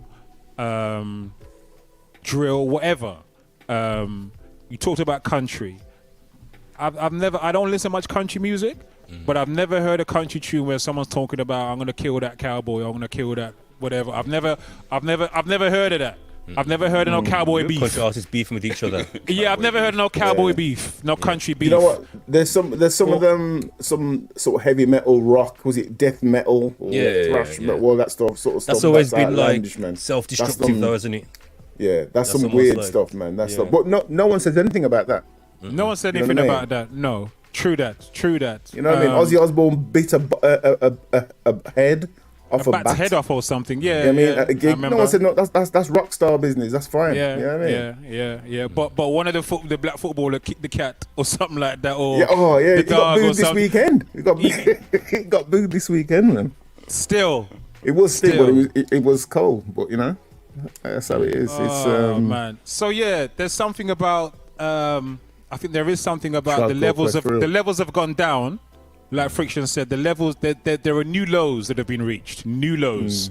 But I think that there are, on the flip side of that coin, there are some great highs as well. I think some people are raising the bar as well. When I think of artists like Salt or Chronix, you know, group I was going to play today, and my mind went blank because of the events of the last day or two. Children of Zeus, you know, there's a lot of people who are raising the bar or consistently kept the bar high. You know, Odyssey, Primo come out with a new album. You know, there's lots of people. Protégé is doing really good. There's lots of people doing real good work, but. Again, Dirty Goods is a shining example of that for me, because for me, as I've said before, I think he's the best MC this country's got, but you're not going to hear him in the mainstream with what he talks about. They're not going to put the machine behind him. No, stop. And that, to me, that says a lot. It's like, what are you willing? And again, goes back to Kanye's point. You know what I mean? A lot of what he said, I disregard and I disagree with, but there's some things you cannot argue. That's a fact. What he spit there is a fact. Yeah. They're not going to put the machine behind a Dirty Goods, behind... You know, someone who's going to bring a certain message forward. They're not going to put the machine and make that mainstream. That's right. PE, at one point, PE were mainstream. On the biggest rap label in the world, on Def Jam Records, they were the biggest rap group in the world, you know. and listen to their message. Go back and listen to Takes a Nation a Million. Listen to that message. They're not having that. No, it's like no. We're not putting our money behind that. Not anymore. No. Well, you Empowering remember when people it too much. you remember what made that all start to fall apart? When Professor Griff started opening up his mouth and talking about About the Jewish people. that's it. Exactly. And that was the beginning of the end for Public Enemy. And Which kind of goes back to What again man was saying. what Kanye was saying. That was the end for public. That was the beginning of the end for Public man. Enemy. Griff started talking about the Jewish community. Yeah. Blap. That was it. Poor Righteous Teachers had like did they have one album, 2 albums, and again they were spitting a certain message. It was like no, we ain't putting our dollars behind that. Yeah. Because I even remember there was a docu and Jay-Z was in the studio. There's an artist behind him, and they were explaining how certain songs the label were like, no, we can't put that one out. What's that one about? Oh, that's about this. Oh, no. What's that one about? That one's about smoking weed. Okay, they both couldn't put that one out. And even there was an artist that says, oh, why do you rap that way? So because that's what people want to hear. And Jay-Z was like, you see people, you got people not wanting to be who they really want to be. It's true. It's true. Trying to eat. It's true. It is true. I get that. I do get that, and I understand the pressure that artists, or even just regular youths who wanna broke out of their ends, or they wanna make it in this thing, and the lure of the money is there. And if you make a put out some slackness. If you call this slackness, there's the check. For some people, that's going to be too much to resist. You know, their circumstances, I can't necessarily wrong them. I don't know what their circumstances are. But You the know? thing is- But when you... it's not impossible, though, to do it the other way, first and foremost. It's harder, but it's not impossible. And even if you do become successful, what I like is when an artist, I like to see when an artist achieves a certain level of control and autonomy over their work, and then they start to express their real stuff, their real self, that the label that they were tied to wouldn't. Say, for example, Destiny's Child Beyonce is very different from today's Black Panther Super Bowl halftime Beyonce. Do you know what I'm saying? She wouldn't have been doing it. She couldn't have been getting away with that when she was back in Destiny's Child back in it. They wouldn't have been having that. That wouldn't sell. Do you know what I mean? Yeah. Imagine, I just thought about this again in terms of respecting the art form. Could let's think, I don't know, indie rock. Yeah, it's predominantly instrument based. Yeah, man are playing guitars and drums. Imagine a man can't play the guitar, and he's on stage with a guitar. He's playing it terribly. And they're putting marketing dollars behind him and making him a star. And man are like, oh, my man can't even play it. He's playing some basic ass chords. He doesn't know the basic structure of how a guitar should be played. But yet he's the biggest star in the world in that genre. People would be like, "This, are you having a laugh?" Yeah, but yet in yeah. hip hop, in rap, Exactly, you're straight on. you're on. Yeah. There's Because a lady. That's interesting. That's an interesting point. That is very interesting. There's Yeah, a but lady you- who came out with something recently, and I can't remember. I don't remember her name. She's got, I think, frizzy hair. She's quite light, fair, but she's got a track that got popular. They put her on stage, maybe I know very you're soon. about. And somebody Ice said, "Can you?" something. There you go. You I know saw who the I'm other talking day. about. Yeah. Who was And they this? said, Denise, she's got no on-stage training or anything, but they put her on a massive stage with a whole big crowd, and you could hear those breathing difficulties and whatnot. And people were commenting, say, somebody get this lady some stage presence Ice training. Spice. Yeah. Yeah. So again, Yeah, going back to the A&R thing, where you prepare the artist for going on stage, you do the training.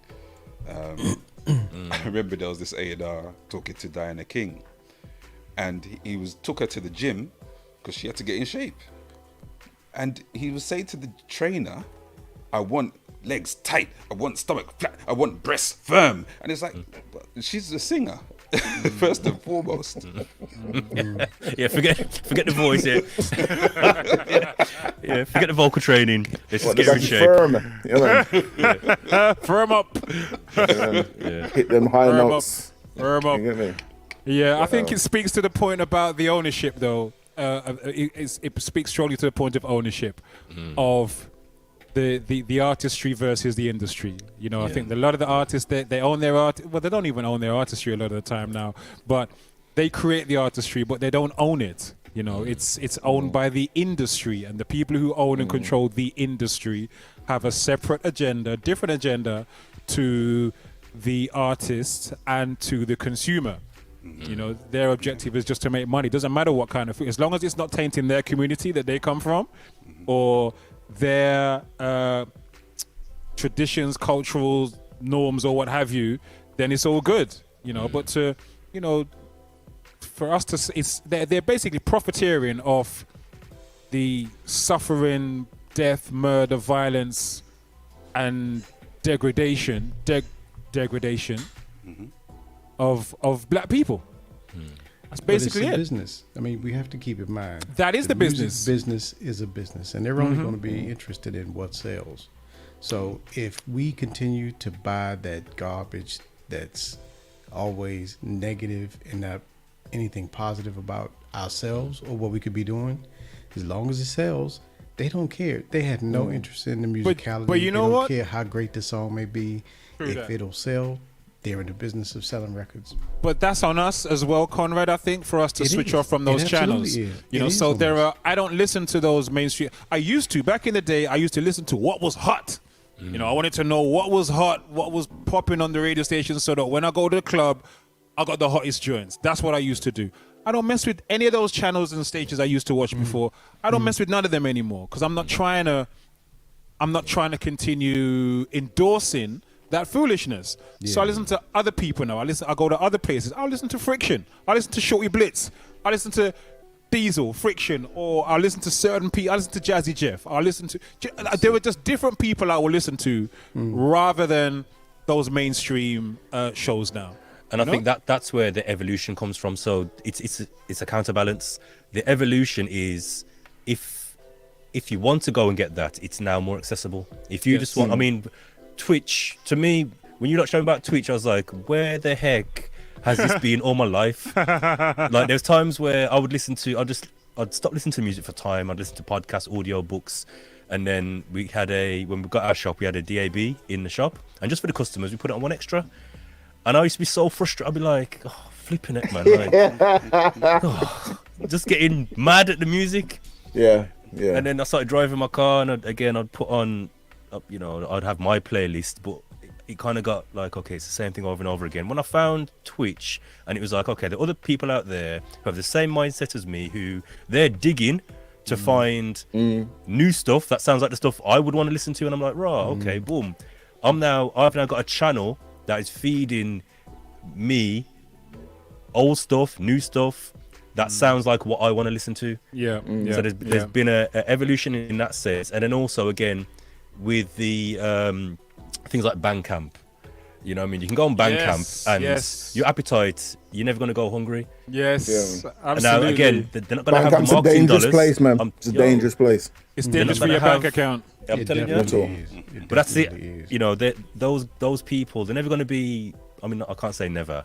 Many of them will remain just underground. They might make a living off it, and they might never become millionaires and big time celebrities. But they are in a position, because of the vehicles that exist now, the outlets that exist, they could have a career as an independent artist, just making music and selling to their fan base and doing a show and maybe selling 200 tickets, 300 tickets, and just living off it. Doing their art. And also they get a better return on their money than they get from selling their music on iTunes and stuff. Bandcamp looks after the artists financially much better than they're probably iTunes better does. off than a mainstream artist, because they got full control, full artistic control. You know what I mean? The big artists, they may get a big advance, but they've got to get how much thousands and thousands of streams to make a few $1,000. Do you get what I'm saying? These guys can sell 100 copies or 1,000 copies on Bandcamp. The trade-off is they don't have the machine behind them. So they've got to work a lot harder. It's the discovery thing. But it's not impossible. Behind them, depending on the genre, you really wouldn't make a whole lot of money. Units don't sell as much as they used to. So if you're talking about hip hop versus R&B or soul, R&B and soul don't really sell a whole lot of units anymore, not like it used to. So artists make the more. machine behind it. The machine doesn't even want to get behind it. Is it true, Conrad, that artists still make most of their money from touring? they make a good percentage of their money from touring. It's more lucrative than trying to sell units. If you make an album, it's looked at now as, okay, that's your demo to get people to come see you live. Don't look for selling a whole bunch of units. Right. Your money's in the stadiums. Your money's at venues. Right. And merch as well. Look at Alchemist and Rock Marciano.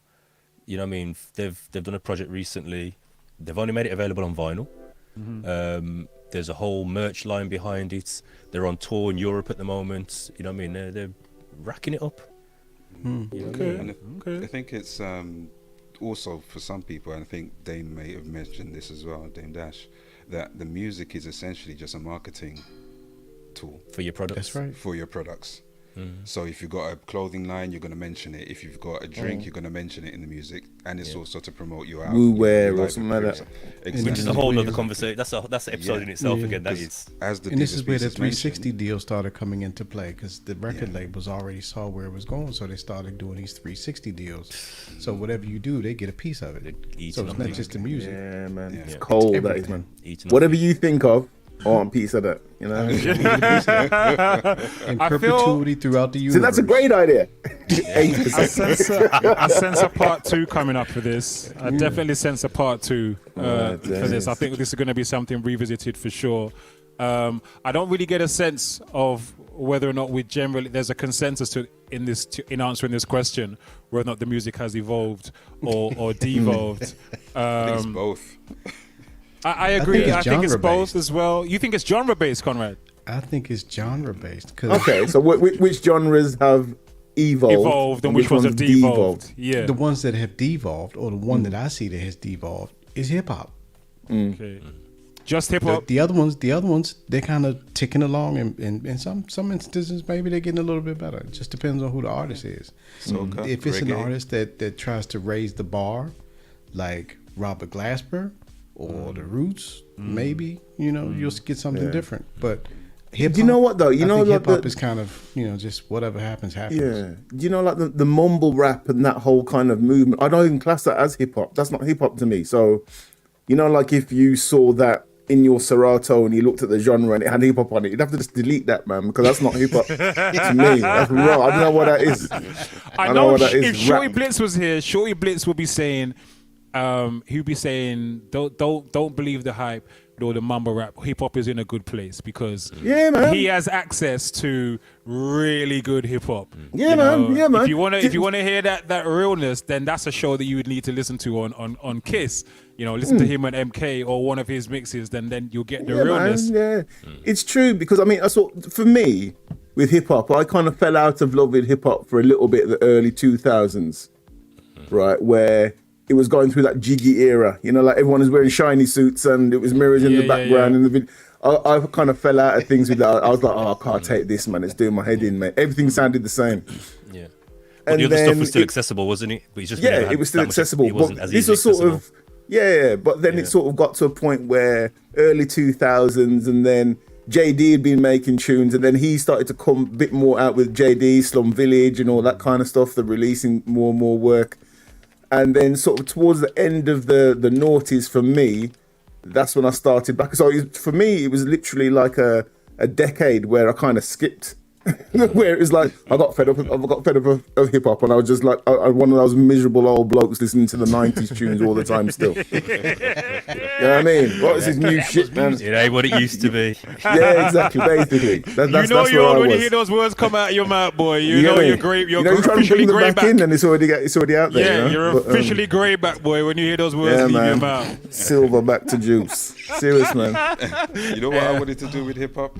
I wanted to create something called a hip hop Bible, where we get the best lines that are empowering and put them all in one place. And we have something like the Gospel according to Nas, Book of I Am, chapter 3, verse 9.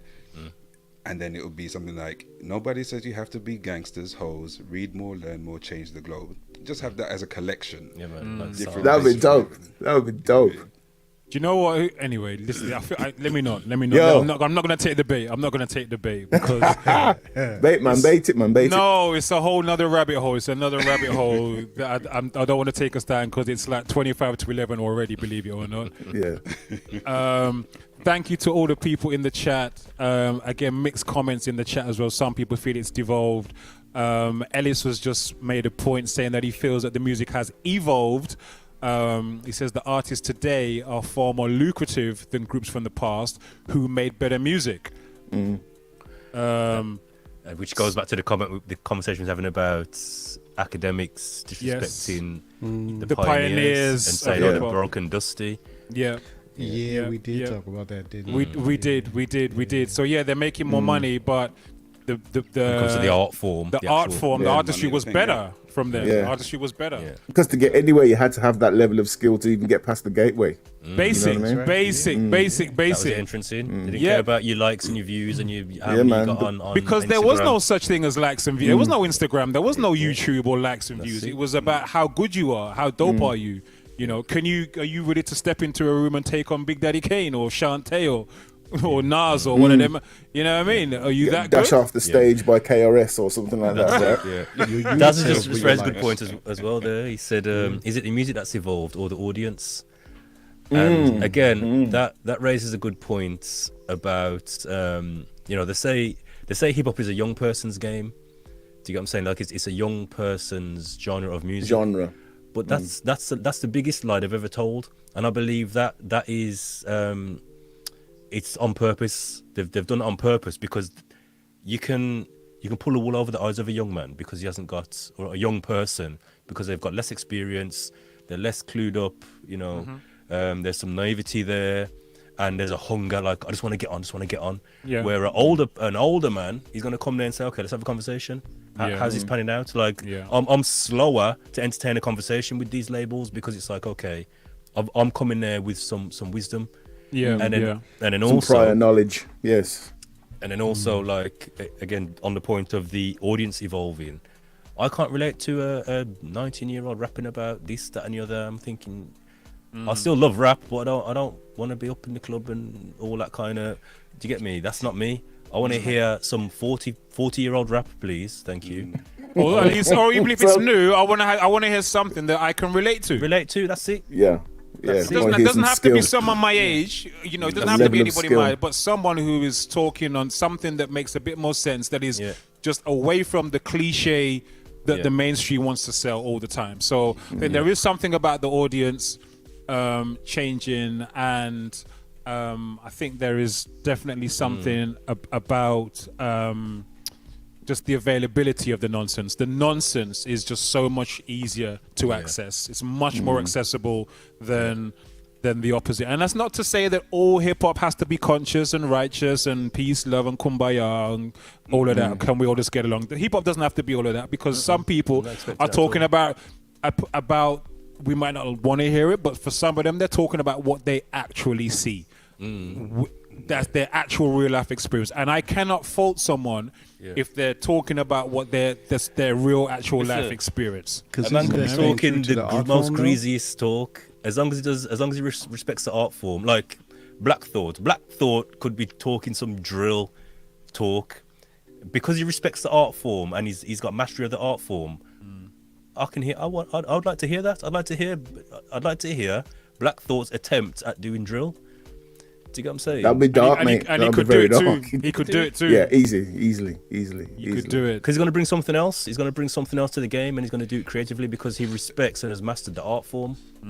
Because don't you find? Well, what I find is that the flows are the same. It's all the same. Is the there was a time where everybody was like and even in drill, it's like. Yeah, that's the pattern. That's the pattern. So same with the production as well. So where's the actual creativity coming in to make it a unique, standout song that in 30 years' time someone's going to play this and be like, "Oh my gosh!" But remember, Dave, it doesn't need to. All three verses. It doesn't need to be now. It doesn't need to be now, because all it is I can do this in my living room or downstairs in the front of the block and whatever. And the man them come round with my phone and that's it. And tutus by the end of the evening, I've uploaded it onto my TikTok, my YouTube channel, or whatever it is, and I'm getting likes and views. That's it. It's not a case of there is not a thought of longevity. Let me create something here. Let me create something real here. Something substantial here. It's just it's that quick kind of throwaway, disposable kind of thinking and culture that we have, and because it's so easy to do, anybody can do. Any you with a smartphone can do it. I see it. I go for walks in the park and I see people filming their new tunes in the park or on the street or whatever. It's easy to do. Yeah. I think we have to make sure that we don't just sound like dusty old men either, because there are some. We do. I'll own it. Yeah, we I'll do own now. it. We're sounding dusty right now. We're sounding dusty, but you know back what? But there are young guys. There are young people who, like, when I see young guys who have it, who recognize proper form, proper delivery, proper application of hip hop, the music genre that I love, right? Like people like the Clear Soul Forces, people like Joey Badass when he first dropped his first album, man's like that Coast Contra, whoever, right? Do you know what I mean? When you Forces, see people, you know what I mean? When you see guys like that, they go, yes. You know what I mean? They say, Exactly. Yeah. You know what I mean? I love that. And there's also some big people doing some trash as well. Let's keep it real. It's not about age. You know what I mean? There's some true oldish, older people out there doing old some trash. dusty. Some dusty bins, boys. Some dusty bins. Let's have it. I don't know. There's someone. The friction, the comments expressed by Friction are solely his alone and not representative of the Real Soundcheck Podcast. Okay. That's it.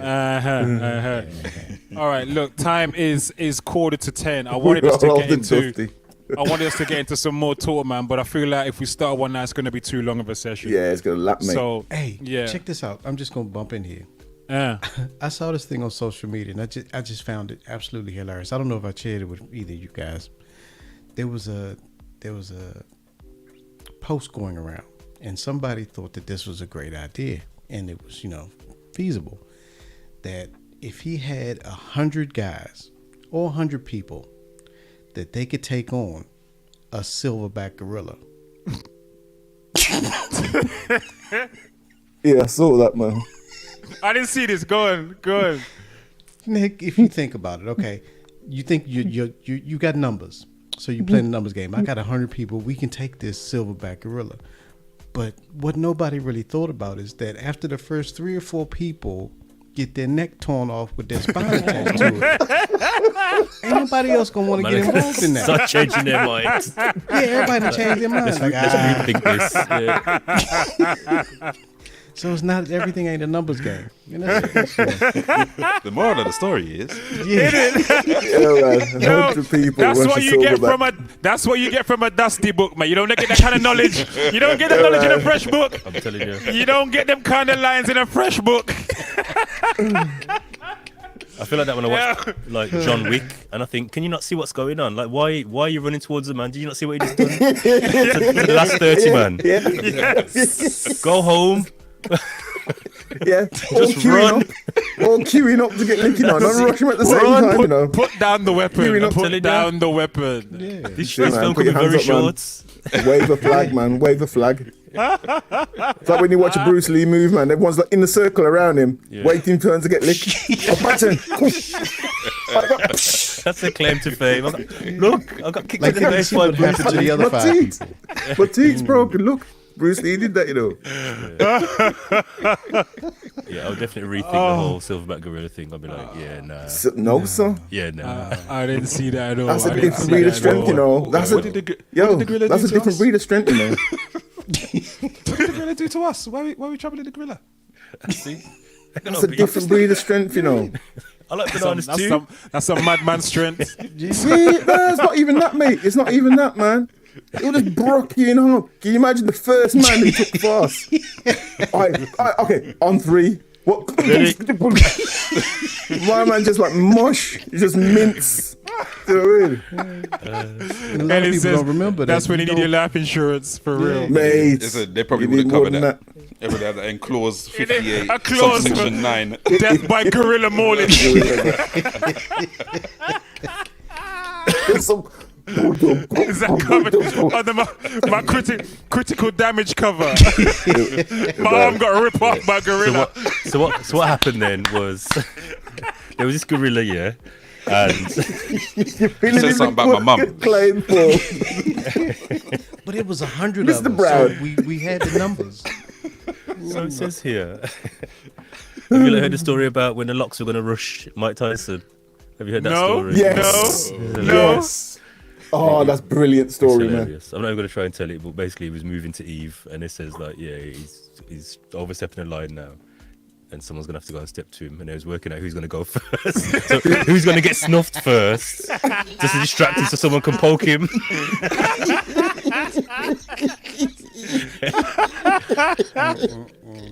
Yeah, they said he was going on. He was moving away with Eve, and Eve like looked at him like a fear, like a sort of scared And they were prey. like, Like, but Mark's the homie, like Mark's the big homie. that's an amazing. What was that on Drink Champs or something? Yeah. Oh Yeah, that's all Lord that. have mercy. We can't All right. advertise another podcast. So. No, I know. we How can't. dare We me, can't. We don't I'll edit start that out, I'll edit that podcast out. beef. Podcast beef. Have to record a response. That's it, man. Stink Champs. It was on Stink Champs. Stink Tramps. Thanks. Stink traps. Say something, Nori. Say something. All views are Soundcheck expressed by. podcast. What? Well, I actually like it. You know what I mean? Stink Oh Tramps. my Oh, none of that days. smoke. Yeah, don't want none of that. Don't want none of that. Don't want none of that. All right. Before we get out of here, I did mean to just acknowledge earlier on the names of the two gentlemen we were talking about yesterday. I feel like we should do that at least. Yeah, Hold on, let me get rid of the banners. So the rapper, his name was Perm. He's on the left, and the biker, I'm not sure about the pronunciation of this. Looks like Guilherme da Silva. Guilherme da Silva. The top right, and that was the youth who had nothing to do with this, and was just at the wrong place at the wrong time. So just want to say, obviously, condolences to families. And loved ones and everyone on the road, man, because everyone out there was just distressed yesterday. So just want to acknowledge, these are human beings who do have names. It's not just a story. You know what I mean? Guilherme was 21. I'm sure he had parents. He may even have children of his own. I don't know. You know what I mean? So just want to formally acknowledge them. You know what I mean? Absolutely. All right. Any loss is a bad loss. Most def. I mean, I think this is going to be a conversation we're going to come back to regarding to the music, and how much does art imitate life or life imitate art? You know what I mean? I think we'll come back to this again for sure. Thank you to everyone who has been in the chat and who has not been in the chat. Thank you to all the silent listeners as well who maybe don't have Twitch accounts or YouTube accounts and aren't able to comment. But thank you to everyone who's been here nonetheless. Want to say a big shout out to everyone in the chat. Too many names to mention. I'm going to miss someone, so I'm not going to read off all the names. Thank you to all our members, our Real Soundcheck members. Conrad, Grown Folks, Groove Show, Salutes Friction, Fire Media, Technical, Buddha Palm TV, and Dave Knight from Good News app. Salute to Mr. Diesel and Butch Cassidy. What's he call himself? Angel's Advocate, Mr. Angel's Advocate. Sexy Hopefully Mike. we'll be back I soon. thought. Sexy Mike. Hopefully they'll be back soon. We will be back Monday 9 p.m. Remember, you can catch up or replay this on Facebook, Mixcloud, and Spotify, and It'll be on Twitch as Spotify. well. Yeah, it'll be on Spotify in the morning. Yep. Nice listening All right. for your listening azure. Absolutely. And yes, we will be coming back with another one. The financial information. We were going to do that again. Dave, I think we're definitely going to have to seek your help on that one, Dave Knight, for some more financial advice. Financial information and awareness as opposed to advice. Okay, cool. Yes. You know what the financial legalities reasoning. of it, mate. Uh-huh. So who told you to do that, Dave? Did man? Dave? Dave told me, man. And There's a the replay books on Spotify. Look, you Yeah, said it here. and the books are called Seeds and Don't Do What I Did. Government name Dave Ankara. Because they ain't gonna say Dave Nut in the book. Right? It's gonna say Dave Ankara. Seeds and Don't Do What I Did. They're very good books. I have them both. Dave gifted one to my son. And I think we bought the other one. Or did you gift us both? I can't remember, but we got both of them anyway. So, yeah, Seeds and Don't Do What I Did. Great early financial books for kids and also for us as well, because Dave's already been sharing stuff with us this evening that we didn't know or need to be more mindful of. You know what I mean? So check out those books too. Wicked. All right, ladies and gents, I think that is it for this evening. We are the Real Soundcheck, and we're outie. Salute. Hold on, Croc. Hold on. Just one thing. For everybody that's listening, Friction. For anybody that's listening, If you're listening, if you can hear this right now, you can reach us by email. Yeah. So if you Yes. have any ideas you want us to discuss, Croc, tell them about the email. so the email is I'm trying to remember it at gmail.com. we Alt TV. we don't Reach care Alt TV. about your opinions at gmail.com. Keep it to yourself. Reach Alt TV at gmail.com. That's reach REACH. You put it in the Reach chat. Alt TV. Yes. Reach Alt TV at gmail.com. Boom. There it is. All right. So yeah. There it is on all platforms. So yeah, reach Alt TV at gmail.com. You got any ideas, things that you want us to discuss, hit us up. And we would definitely consider. We have like an online group and a Airtable where we just put different ideas, things we want to discuss in. So send us your ideas and we can add those to the list as well and discuss those one week. All right, And guys. one more thing.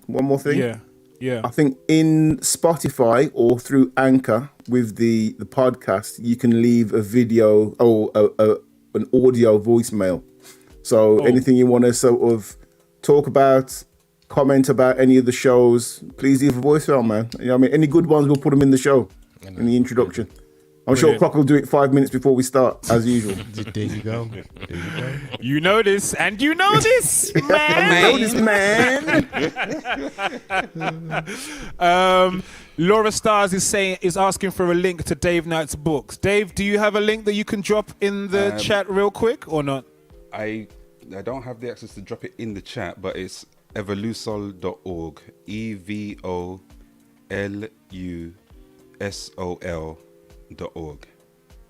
Okay. I will post that. I'll tell you what we'll do, Laura, is we'll get the link from Dave and we'll post it in the description of the video, which I can do on Twitch and on YouTube, and I should be able to do it on Facebook as well. So in the description section, I'll try and include those links. And there was a link that Tony dropped in as well to the book that he mentioned earlier on as well. So I'll try and put those links in the description. So look for them tomorrow. All right. No, you're welcome, guys. When are we streaming? Grown folks, Conrad, when are you on next? When are you live next? You can catch me on Saturdays on Digital Soul Radio from 10 till noon. There you go. Friction. You can catch me next on the old school hip hop raid train. Salute Fire Diesel and the rest of the massive.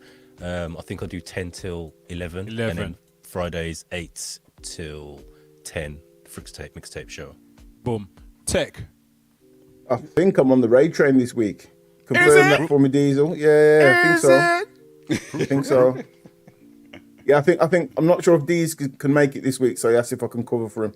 I was like, hells yeah. Okay. Hells to the yeah. Well, all right.